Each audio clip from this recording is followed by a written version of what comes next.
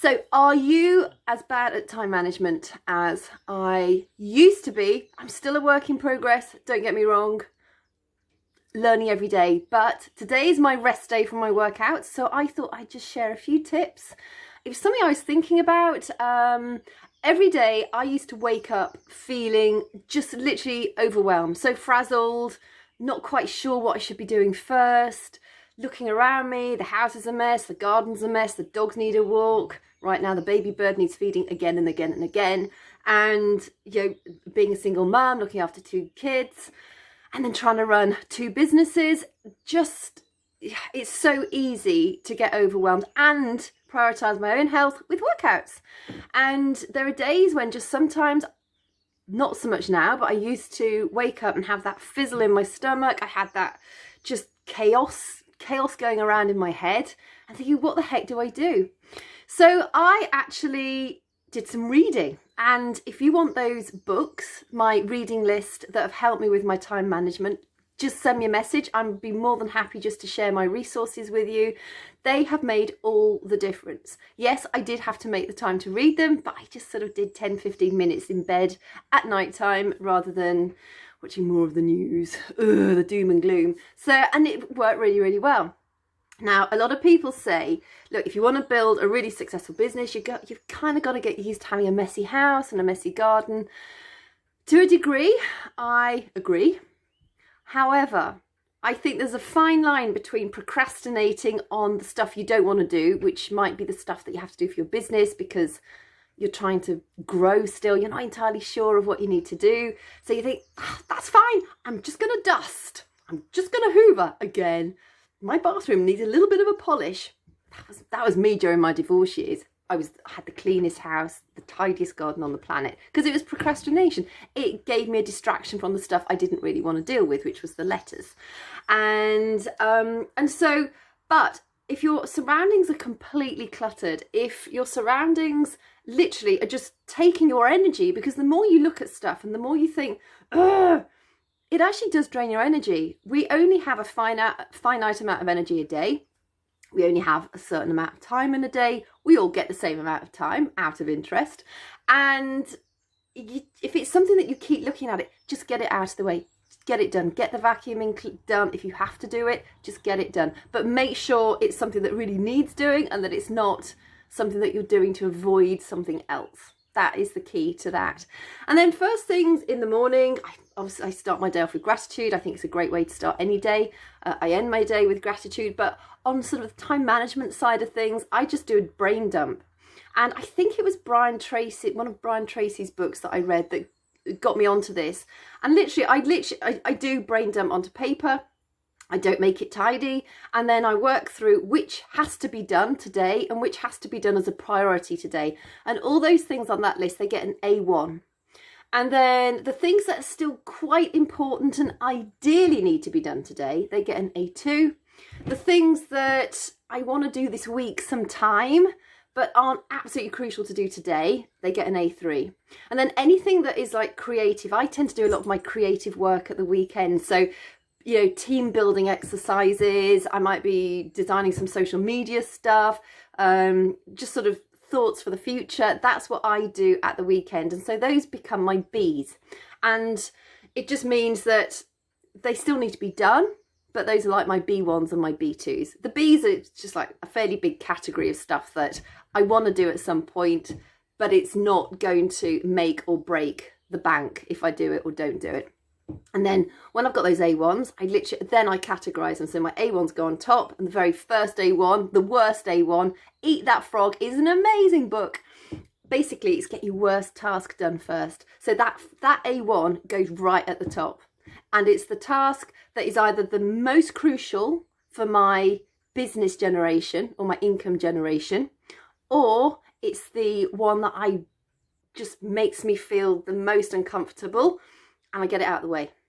Whether that's a phone call, an email, a certain action I have to take, just get it done. For you, if you're new to working out, and if you might be a coach, you may be a fellow coach watching this, it might be getting your workout done, because not all of us like working out.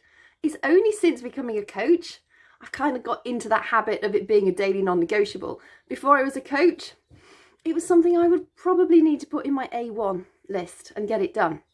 So you need to work out what is your worst A1, and then put your other A1s under that, and then your A2s, your A3s, and then your Bs. So if you're, if you have plans for the future, it might be organising your holiday. That goes onto your creative list that you can do in your spare time. So essentially that's pretty much how I make sure that my day is going to tick all the important boxes. One of the tips is to not make that list too long, because you'll get to the end of your day, and if there are things on it, particularly if they're A1s, and you're thinking, I've still not done them, it just causes more panic and chaos. And a panicked brain and a brain that's stressed doesn't think clearly. You don't take the right actions. It's like, what do I do? So make sure that the list is not very, very long, so that you do stand a fighting chance of getting everything done, particularly out of those A1s. If by whatever reason, life has a habit of chucking curveballs in our way, if that happens to you, deal with the hassle, deal with the challenge, deal with whatever's happened. Just make sure that tomorrow's list has those A1s that you didn't get done today on the top of that list tomorrow. And then it just sort of helps you, you'll refine that as you go on, because you'll get quicker. Like in my business, there are a certain set of daily activities that I do, and with more practice, you get quicker at it. And so those A1s you can add to that list as time goes on, but to begin with, just keep it sort of 3 or 4 key things so you've got a fighting chance of getting them done. At the end of the day, this is so hard, and this is something I'm still working on. You've got to celebrate the things you did do and not worry about the things that you didn't do, because it's rare, in all honesty, that I get everything done on my list that I want to do. My fault for making my list too big. I'm always I like to keep pushing, and although I'm not a very competitive person, I'm a real doer, and I like lists, and I like to have it all mapped out. So there are very many days when I don't get it all done. But I also have this habit, and I know a lot of us do, of thinking about the things that, oh God, I didn't do that, rather than thinking, but I did all those other things, or I just did that one thing and I did it really well. So celebrate the things you did do, and don't waste energy on the things that you didn't do, because it's not going to make those things happen. All you're going to do is bring down your energy, and you're just going to get peed off, and you're not setting yourself up for success. So celebrate the wins, but try not to focus on the things that you didn't get done. And then at the end of the day, ideally, brain dump again. So, like you go to bed and you wake up at 2 a.m. and you just think of all these things that you've got to do. Oh, the way to stop that happening is write your list before you go to bed. Don't worry about A1s and A2s, just brain dump. Just chuck it out, all out there. Then when you wake up in the morning, you've got a fresh brain. You can look at that brain dump from the night before, and then you can put that into some sort of priority for that day ahead. And then you can, make your A1s, your A2s, your A3s, and your Bs from that brain dump from the night before as well. You'll probably add onto it in the morning as well with a fresh brain.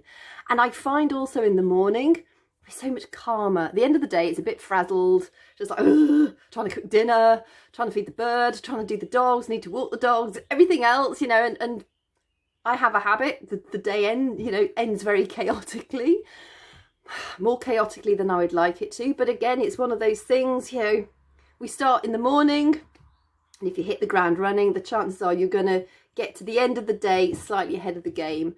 When things happen and you've not managed to achieve quite everything you wanted to, or you've maybe spent a little bit longer on one aspect of your business than you ideally needed to, again, I think it's really important to know what you need to do, and stopping when that need has been completed, and not moving into the time that you would use for another action. That's one of my worst problems. I love chatting to people, I love helping people, and I can talk all day long with people about their struggles and their goals and various things that might be able to help them. For me, it's lovely, but there's only a finite amount of hours in the day, and that's where I need to sort of become a little bit more focused on the time that I spend on that sort of part of my daily action. So I hope this helps. But again, if you want that list of resources that I have found so incredibly helpful, just send me a message and I will get those emailed across to you. If you found this helpful, share it with people who might need some help with their time management, or just give me a thumbs up. So hope you have a cracking day. Hope you're on the ball with the time management. Remember to eat that frog, get it out, get the worst thing done and out of the way, and you will feel just like, yes, I'm winning at life already. So have a great one. I'll catch you soon.